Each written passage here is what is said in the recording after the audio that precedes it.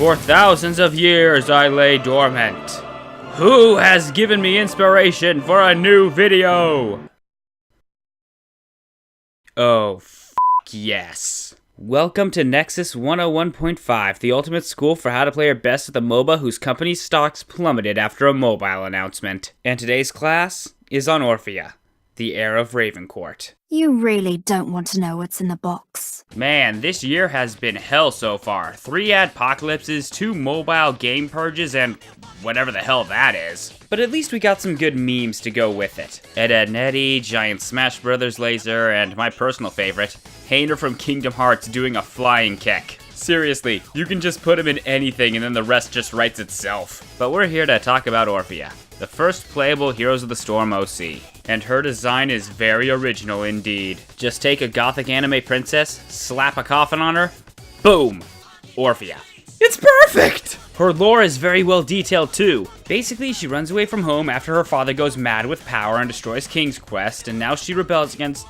Oh my god, she is a gothic anime cliche. How about making her a blade in Xenoblade Chronicles 2 while you're at it? And the most disgusting thing about her is her kit. All she has to do is spam her Q and basically win every game thanks to resets, and the fact that she can constantly harass, evade, and out-sustain you to the point where she can delete you when she gets the opportunity. And she always has the fucking opportunity. It almost feels like Blizzard flying kicked us all in the face and then ah!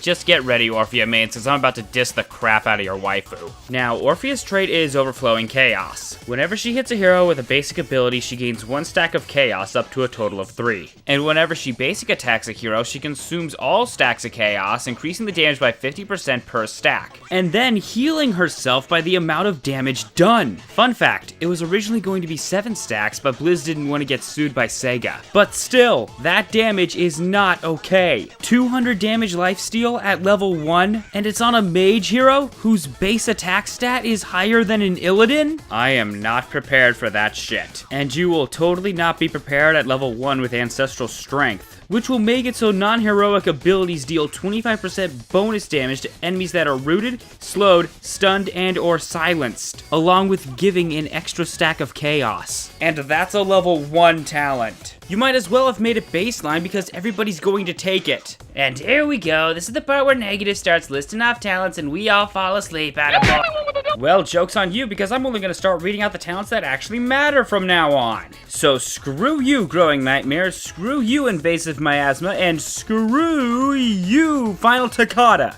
You worthless piece of level 20 garbage. What's not a worthless piece of level 20 garbage, however, is Eldritch Conduit, where each Chaos stack consumed grants 3% bonus spell power for 10 seconds, and it can stack up to 30%. And if it reaches the cap, the bonus is increased by another 50%. 80% bonus spell power at the late game? Granted, this talent is difficult to get maximum stacks on, but still, even 15% of bonus spell power hurts like hell. Hell, even Orphea's early game hurts like hell in general. Dr. Orpheus's Q is Shadow Waltz. After a half-second delay, you damage enemies in a line with a Razor Claw. It may not be that terrifying, but the thing is, the cooldown is set to 2 seconds whenever it hits a hero. Okay, so just punish her whenever she tries to hit with it, cause she can't cancel out of... What was that? Oh yeah! Also when her Q hits a hero, Orphea dashes briefly upon movement. It's a real pain in the butt. Especially if you're a melee hero because you have to pray that she misses, otherwise she'll keep repositioning herself away from you. Or she'll keep harassing you while you're trying to flee. Honestly, her Q is so broken it seems like the best ability to build her around, right? Wrong! The problem is her first 2 Q talents at level 1 and 4 are completely dependent on hitting the enemies with the tip of it. Granted, 50% bonus damage is insane, but it's not worth the trouble of landing a tiny hitbox unless you really want to master the skill shot. At 13, you have the BS talent Determination, where after dashing she gains 50 spell armor. And while she is filled with determination, her basic attack damage is increased by 15%. So in other words, you can tank a Chromie Blast while you're throwing a powered up basic attack on top of your powered up basic attack. And if you're up against tanks, you have Bond of Anguish so that your Q does health percent damage and heals Orphea for 50% of the damage dealt. In other words, don't play Diablo. So yeah, the Q build does sound like a good option now, doesn't it? Well, it would be good if it still wasn't for the fact that you have like 4 other abilities that complement each other better than a f***ing Tassadar. Seriously, not even a Hawkray video can make that guy look good. Now your W is Chomp.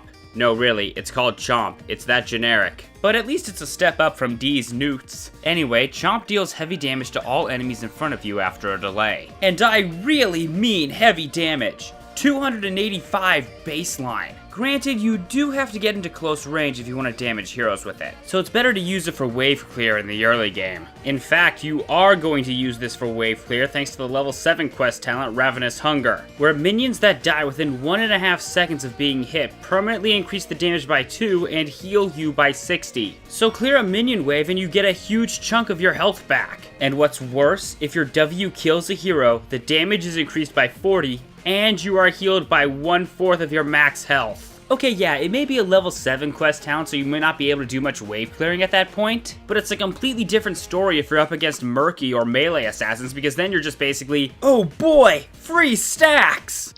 Seriously, get that OP as fuck talent out of my sight, Orphea, you sadistic, disgusting Orphea's E is Dread. You release a wave that deals light damage as it travels, and then later erupts at its destination, dealing damage and slowing by 25% for 2 seconds. If you can't tell, this is obviously your initiator since the slow can be used to keep up with your enemy. And it's also your setup for if you're using Ancestral Strength. You just E, then immediately follow up with a Q, dash, and then finish the guy with a chomp. And both the travel and the eruption are separate hits, so you can get 2 stacks of chaos off of 1 hero with this. And you have the talent Fright at level 4, so that Dread also slows on travel and stacks up to 50%. So the easy chase gets even fucking easier. There's also the Mind Devourer quest talent where hitting heroes increases the damage, and then the eruption cuts the cooldown in half and refunds mana once you completed the quest. The problem though is that this one's also a level 7 quest. And unlike Ravenous, this one's only good if you complete it. And given you're only going to have mid and late game to do so, it's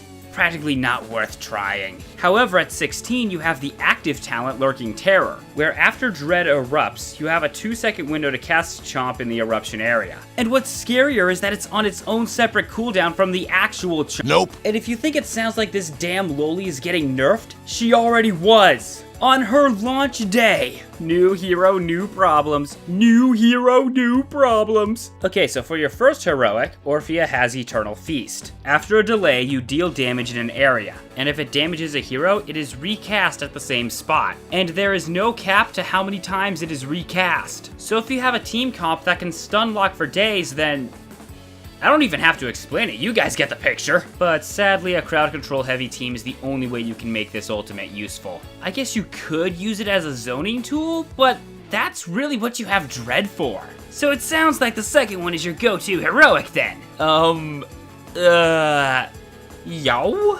Orphea's second heroic is Crushing Jaws. After a delay, you pull enemies toward the center, damaging and stunning them for 0.75 seconds. And while this is the better heroic, the delay still makes this very much dodgeable, up to the point where it doesn't matter which one you pick. Honestly, if you have a good team comp, 9 times out of 10 you're going to do more damage with your base abilities anyway. A good thing though is that both heroics actually have a pretty short cooldown. 50 fucking seconds to be exact. Nope. Now how about we get on with the builds? So a good majority of people I know praise the Q build for what it is, but in my opinion it's fucking terrible. The problem with the Q build is that it completely relies on you landing a hit every single time.